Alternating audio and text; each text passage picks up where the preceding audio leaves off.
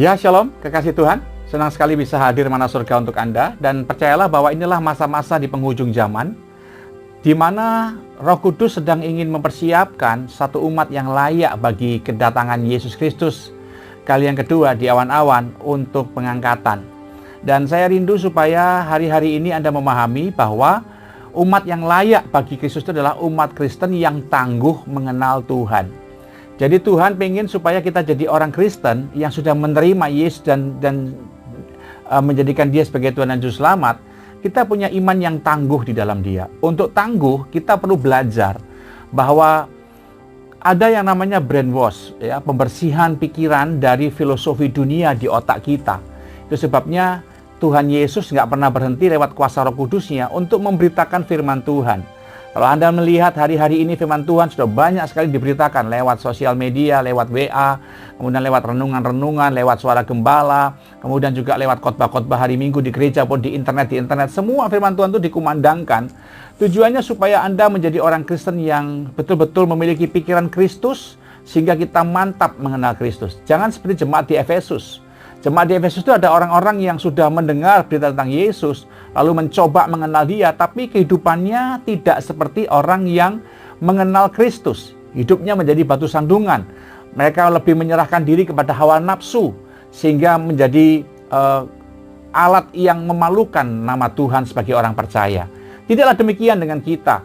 Saya rindu supaya saudara hari-hari ini belajar mengerti bahwa saya harus menjadi orang Kristen yang mengerti bagaimana hidup yang memuliakan Tuhan menjadi satu umat yang layak bagi Tuhan. Firman Tuhan berkata dalam Efesus pasal 4 ayat 21, dikatakan, "Karena kamu telah mendengar tentang Dia, yaitu Yesus, dan menerima pengajaran di dalam Yesus, menurut kebenaran yang nyata dalam Yesus." Jadi bagian yang menarik adalah ketika kita waktu menjadi orang yang belum mengenal Yesus, hari ini kabar baik kasih karunia sudah disampaikan, maka kita mendapatkan berita Injil. Injil adalah berita kasih karunia di mana Yesus diberitakan sebagai pribadi yang rela turun ke dunia, mati buat saudara dan saya, kemudian Dia bangkit dari orang mati, kemudian Dia naik ke surga, dan saat ini Dia sedang dengan kuasa Roh Kudus-Nya menyertai kita, dan Dia memberikan kasih karunia buat kita. Itulah berita tentang Yesus yang hari-hari kita dengar. Sehingga waktu kita menjadikan pribadi kita sebagai pengikut Kristus, kita beribadah kepadanya. Cuman sayang banyak orang Kristen yang hidupnya tidak seperti orang yang beribadah. Hidupnya menjadi batu sandungan, yang pelit tetap pelit, yang emosian tetap emosian, yang malas tetap malas, yang cabul tetap cabul, sehingga tidak ada perubahan. Itu sebabnya Yesus cuma sekedar label yang tidak bermanfaat. Tapi kalau saudara dan saya betul-betul mencintai Kristus yang telah mati buat kita dan bangkit buat kita, menebus dosa kita, maka seharusnya kita betul-betul mengasihi Dia. Dan untuk mengasihi Dia, Tuhan berikan petunjuk. Kita berkata, dikatakan tadi, ayat yang tadi dikatakan bahwa dan menerima pengajaran di dalam Dia. Nah, ternyata Yesus datang, Dia mengajar. Itulah firman Tuhan. Jangan lupa, firman Tuhan adalah pribadinya sendiri. Yohanes 1 ayat 1 sampai ayat yang kelima. Firman Tuhan menjadi manusia dan diam di antara kita. Itulah bagian yang menarik, Bapak Ibu. Di mana saudara dan saya diajar untuk mendapatkan pengajaran, di brainwash pikiran kita, dicuci dari semua filosofi dunia dan filosofi dosa, supaya kita cinta yang namanya kesucian. Sama kayak ikan. Dia itu dibilang ikan bukan karena di dalam air. Bukan. Justru karena dia ikan harus hidup di dalam air. Nah, sama kayak kita. Kita dibilang Kristen bukan karena kita ke gereja. Kita dibilang Kristen karena suka memberi. Bukan. Kita dibilang Kristen karena kita bawa Alkitab. Bukan. Justru karena kita Kristen, kita ini memberi. Justru karena kita Kristen, kita ini hidup kudus. Jadi itu identitas kita. Jangan dibalik. Saya Kristen, makanya saya minggu ke gereja. Saya beribadah lewat onsite ataupun online.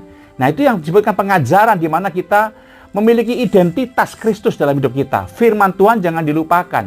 Cintailah firman Tuhan. Dia punya daya cipta yang luar biasa dalam hidup saudara. Sehingga hidup kita menjadi pribadi yang sehat secara rohani. Tema GBI tahun 2022, kesehatan rohani.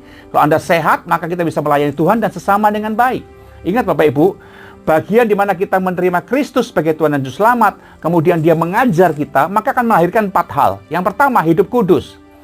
Orang Kristen tanpa kekudusan adalah orang Kristen yang menyembah berhala atau menyembah iblis. Karena yang membedakan setan dengan Tuhan adalah kekudusan. Jadi kita adalah orang cinta kekudusan. Jangan nodain kekudusan saudara dengan perbuatan dosa dan simpen tabiat-tabiat buruk, sifat-sifat buruk dalam pikiran saudara.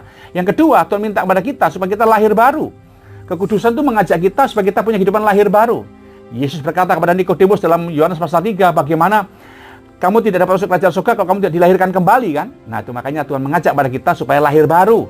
Ada perubahan watak, seperti ulat menjadi kupu-kupu. Kupu-kupu udah nggak bisa lagi ikut tabiatnya ulat, udah jadi kupu-kupu soalnya. Dia nggak makan daun lagi, dia menyerap sari-sari madu dalam putik atau benang sari dalam sebuah bunga. Itu dia udah nggak ngerebet lagi di atas bawah, tapi dia terbang. Itulah tabiat kupu-kupu. Demikian juga Anda, tabiat anak Tuhan.